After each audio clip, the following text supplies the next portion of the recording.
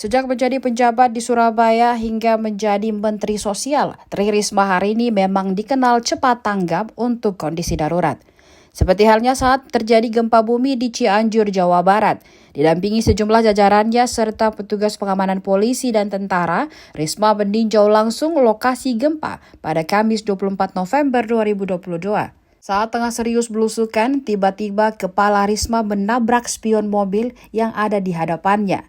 Seketika pendampingnya pun panik dan berusaha untuk memastikan kondisi Risma dalam keadaan baik-baik saja. Hanya saja Risma justru tak menggubris kejadian tersebut dan tetap melanjutkan kegiatannya. Pada kunjungan tersebut, Mensos Tri Risma hari ini juga mengatakan akan memberikan pendampingan atau fasilitas layanan trauma healing untuk para korban yang berdampak gempa Cianjur. Tidak hanya membuat program trauma healing untuk mengisi kesibukan, Mensos juga membekali masyarakat seperti belajar untuk usaha mengisi kesibukan para pengungsi. Dia menambahkan penyintas juga membutuhkan motivasi agar tetap semangat melanjutkan kehidupan mereka.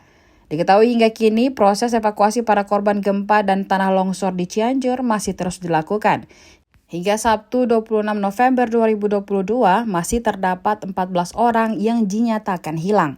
Sementara orang yang meninggal dunia tercatat 318 orang.